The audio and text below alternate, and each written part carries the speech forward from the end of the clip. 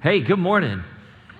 All right. If you're a Talk Notes person, you can grab those Talk Notes, pull them out of your program, or pull them up online. If you're not a Talk Notes person, just, I don't know, don't use them. You don't have to. We aren't going to force you to. So great to see everybody. Hey, again, happy Mother's Day. If you tuned in a little later or walked in a little later, my name is Ryan, the lead pastor here. If you're a guest this morning or not a guest and we've never had the opportunity to have coffee, or you have some questions or you want to chat about something, I'd love to meet with you anytime. My number's right there in the program and online, and just send me a text message and we'll set that up. It's one of my favorite things to do to get to know folks, so thanks to those of you that have done that. But if you'd like to, just send me a text message. That'd be fun to do. All right, so I'm not going to keep you here for an hour like last week, okay? So 50 minutes tops, all right? Hang in there. No, okay, listen, let me ask you a question. Think about it in your mind for a second. What are some things in your life that you've been told to enjoy, but to enjoy from a distance? Right, what are some things that you've been told? So we moved out here a few years ago, almost 3 years ago now, and we were told to enjoy the elk from a distance. We're told, go up, enjoy the elk, but don't get out of your vehicle, right? Enjoy elk from a distance, right? We should enjoy sharks from a distance, right? We should give some space. Any kind of wild animal, it's always a good idea. Just give a little buffer there, right? I think the Grand Canyon is something that should be enjoyed from a distance, right? You don't want to walk up to the edge of the Grand Canyon. You want to just kind of enjoy it from a distance, right? People with COVID, we want to enjoy them from a distance, right? I've had this cough, I have this sore throat I can't get rid of. I feel like every person I start to talk to, I have to be like, I don't have COVID. It's just a sore throat I can't get rid of, and you just see them just take a step back, like, I get it, just keep your distance, right? Our kids are driving, right? Your kid, you're constantly telling them to keep a safe distance, right? Keep a safe distance. What's interesting is that when somebody's hurting in our lives, it's almost as if we've been programmed to keep a safe distance, right? We experience somebody at work in our neighborhood who's struggling. They start to tell us about what's going on. We get uncomfortable. And we just kind of have this tendency, if we're honest with ourselves, that it's just easier to just give ourselves a little bit of distance from pain, to give ourselves a little bit of distance from hurt. And I think we do this a lot of times when we can't understand why or how. Right? We keep a safe distance. When we can't understand why a person would do something, why would they do that to themselves? Why would they experience that? Why would they get caught up in that? Why would they think like that? How could they do that? Right? And we have these scripts that go on in our minds, and we just kind of pull ourselves away from people. We do this in religion all the time. How could somebody believe that? And so we kind of pull away from a person who maybe has a different understanding of the divine or the universe or God or grace or love. And rather than moving towards that, we kind of get afraid. And when we're afraid of the other, when we're afraid of that, we just kind of keep our safe distance. But here's the thing, right? We're all about hope. We're all about keeping hope alive. And one thing I know is that you cannot give hope from a distance. It just doesn't work that way. And I need some help to help you understand this principle. Can I get a couple of volunteers? Okay, Autumn will come up and help me out. Everybody give Autumn. Okay, Kimberly, you can come on up as well. All right, so Kimberly and Autumn are going to come up, and we're going to figure out how to do this with an interpreter. I don't know, but we'll figure it out. So I have a couple of things here. All right, I've got a bucket of water, and I don't have a towel, but I have a bucket of water. Kimberly, I'm going to give you this glass. That glass is empty, all right? And that glass is going to represent our lives at some point in time where we feel hopeless, right? We're empty. Now, this is a bucket of water. The water represents hope. And let's just imagine Autumn is full of hope. Now, no. Come over here. Come over here. You stay right there, okay? Now, Autumn's full of hope. She wants to fill her cup up with hope. Now, if Autumn were to say, hey, just...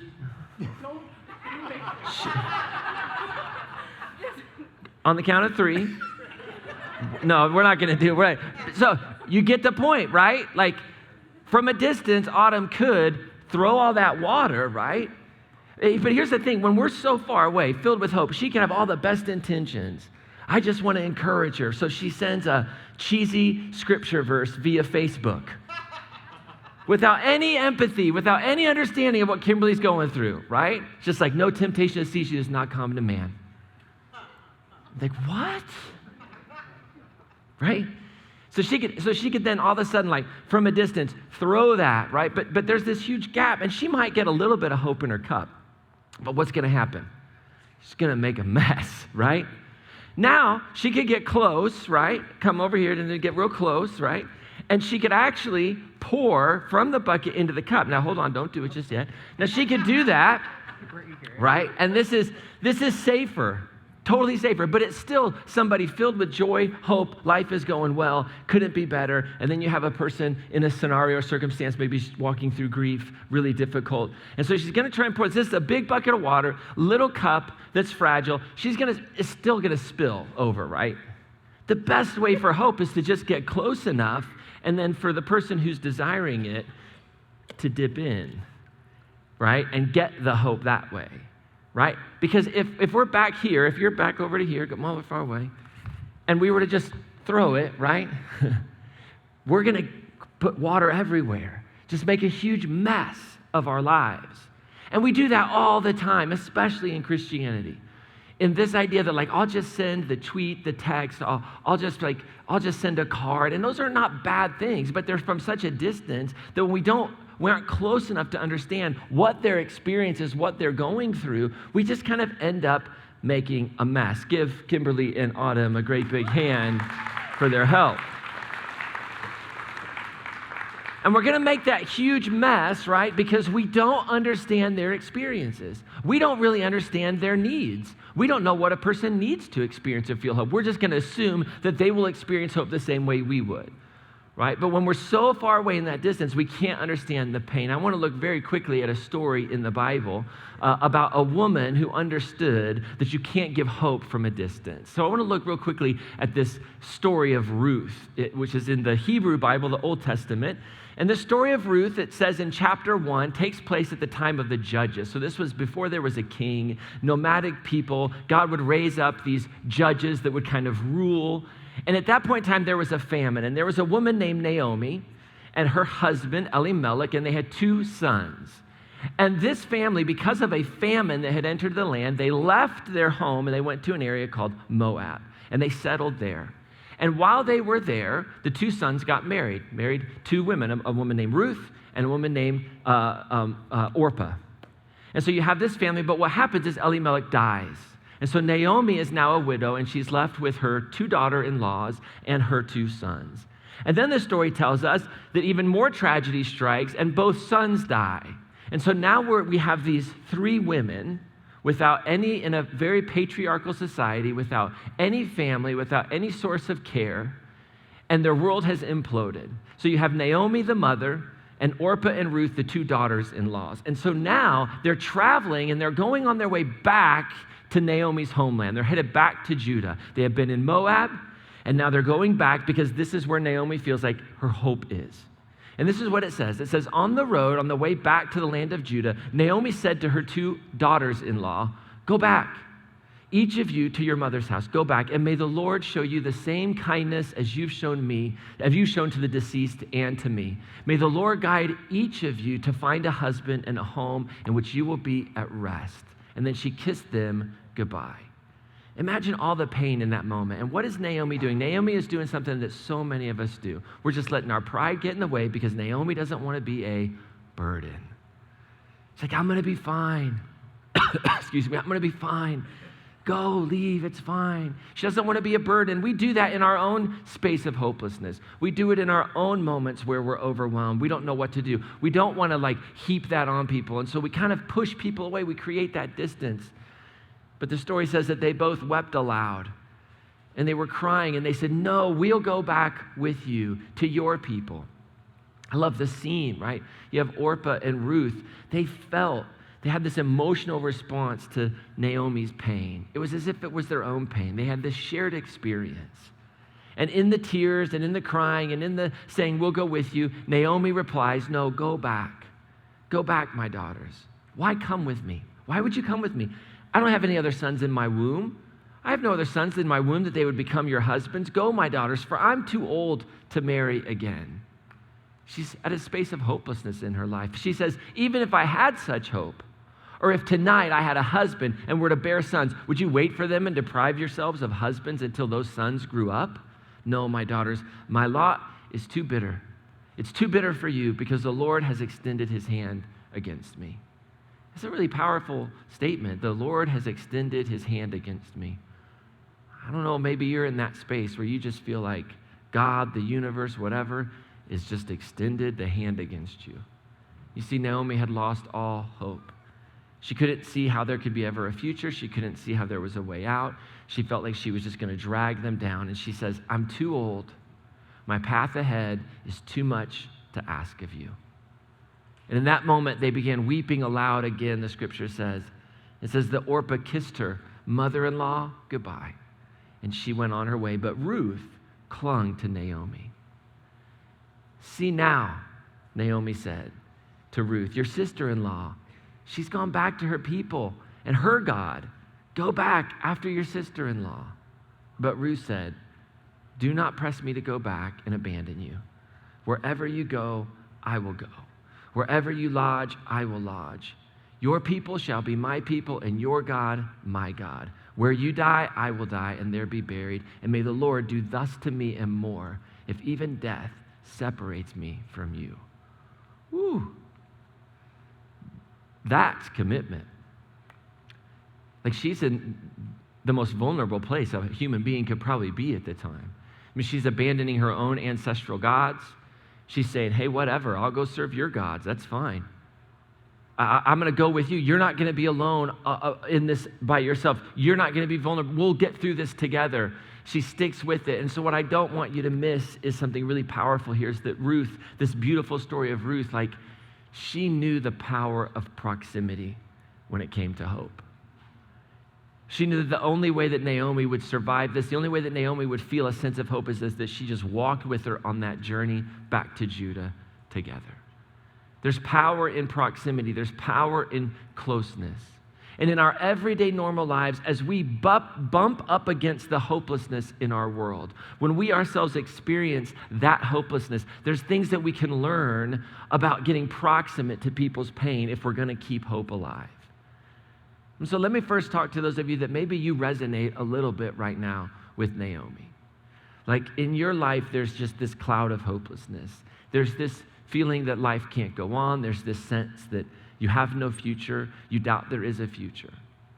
I want to encourage you to do something that maybe you've never thought of before.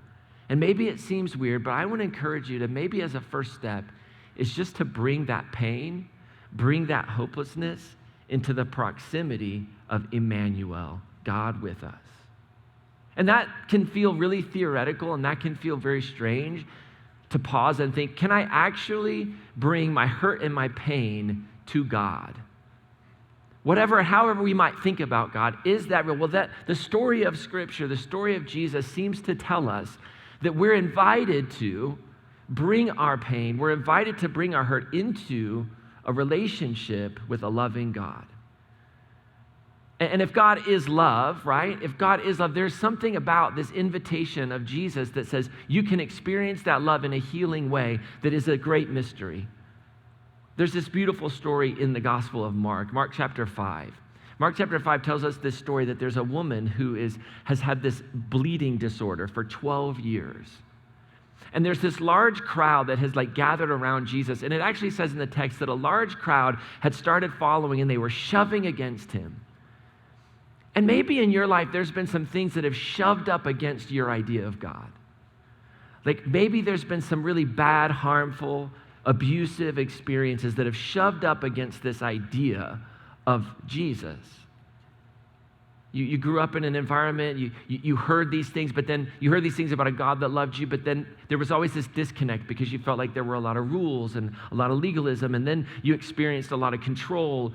Or maybe you just didn't grow up in any environment, so the idea of God, like, just the world has butted up against it. Oh, God doesn't exist. God's not real. And so whatever it might be, there's always a crowd around Jesus, metaphorically. Right? There's always baggage around Jesus. There's always baggage around God. But what's so beautiful about this story, which I think the point of the story is parabolic, we're given this story so that we can learn it for our own lives. This woman, she recognizes that I just think if I can touch Jesus, if I can just get to the real, authentic Jesus, then I'll be healed. The scripture says she thought, if I could just touch the hem of his garment, if I could just get close enough. And so she presses through the crowd and she reaches out and she touches Jesus' garment. Not even Jesus, just touches the garment, which was a complete, we could go into how terrible this was. Like, she's unclean, she's touching a man in this culture, but she doesn't care. She's like, I got to get past the crowd, past the distractions, and I'm going to reach out and touch the hem of his garment. And she touched it, and the text says that she was cured immediately. And then Jesus stops in the middle of this crowd, all the crowd pressing, and he's like, whoa, who touched me? And the disciples are like, you're off your rocker, Jesus. Like, everybody's pressing in, they're crowded against you. What are you talking about? He says, no. I felt power leave. I felt power leave me. And the woman says, I touched you, Jesus. And they have this amazing encounter, and this is what he says. He says, daughter. Notice he calls her daughter. That's good. He says, your trust has cured you. Go in peace and farewell to your illness. Daughter, your trust is cured. And see, there's this, if trust is faith, that if I can just get close enough to Jesus, then there can be a cure. Sometimes a cure doesn't mean healing, by the way. Sometimes we can be cured by community, a space that will be with us and allow us to come together where I once was excluded, but now I'm included. And sometimes our circumstances, maybe there is an actual illness. That illness doesn't ever change. There's no healing, but there can be a cure. There can be a space where all of a sudden we have hope that God is present in the midst of the suffering, that there's hope beyond this life. There's hope beyond that pain. And that's the beauty of that story. That story wants to remind us that just get close to Jesus. Just get close to Jesus. Get close to what Jesus offers, the idea of Jesus, however you want to think about it. But you're given this opportunity to just open your heart up and in faith experience that power. That's the point of the resurrection. The point of the resurrection isn't to kind of like get into arguments about physical or not physical. No, the point of the resurrection is to say, this is still available to us today.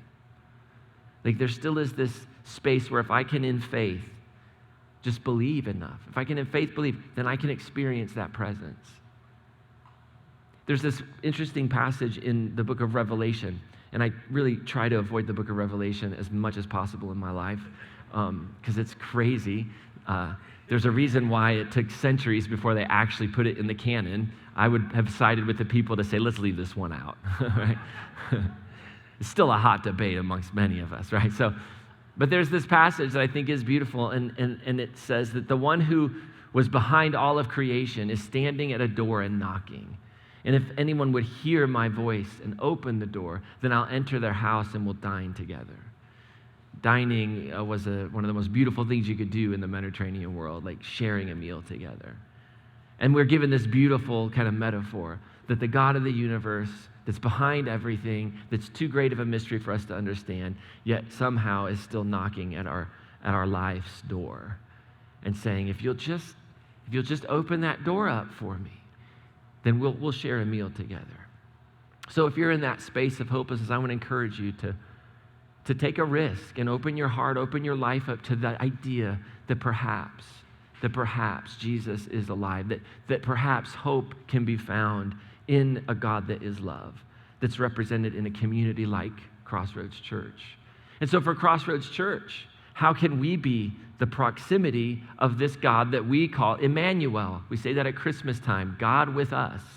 This God that is proximate, that flows and is part of all of our existence. And in this God we live and move and have our being, present in all things. And so I want to encourage you as individuals and even us as a church that we would get proximate. We'd be the hands and feet of Jesus, that as the crowd presses around, right, we would get proximate by asking meaningful questions. Jesus asked a good question. Who touched me? Like, who touched me? Like, who around is in need of hope? Who around is in need of that power, that grace? In your own life, when you see somebody hurting, get close enough. And before you just start taking that bucket of hope, just throwing it on them and saying, you just need more of Jesus, right? You just need to read your Bible more. You just need to pray a little bit more. You just need to break up with him. You just need to break up. Like we start giving all the advice, all that nonsense, like just listen. Ask meaningful questions.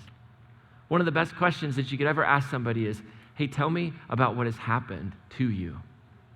We like to think that people do things like, oh my gosh, I can't believe you did that.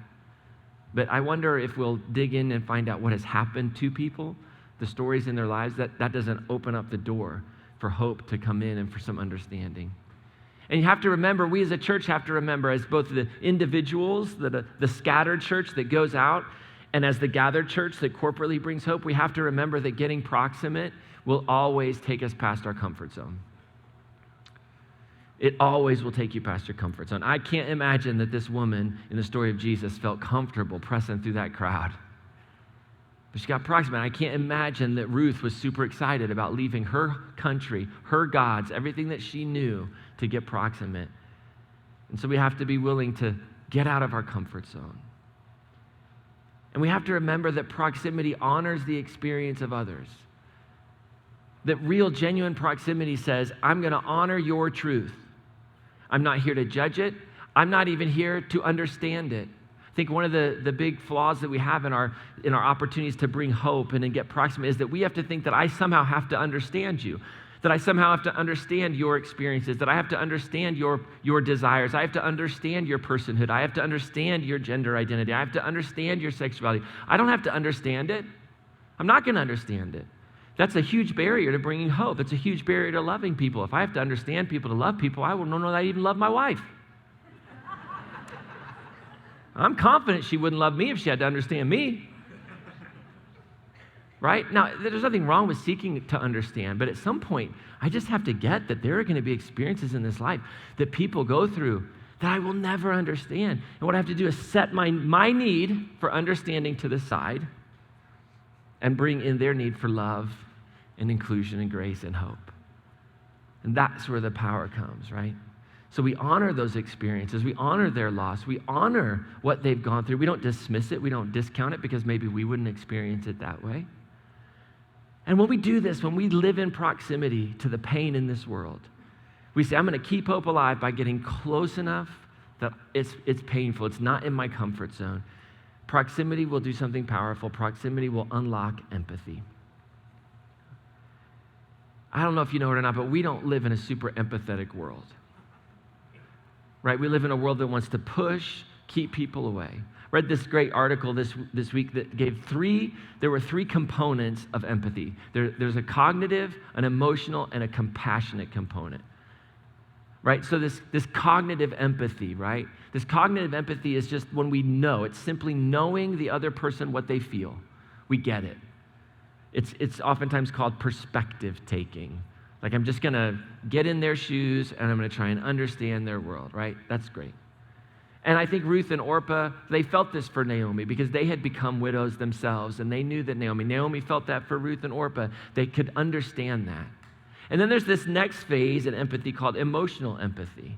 And emotional empathy is when you actually feel physically along with that other person. It's as if their emotions were contagious.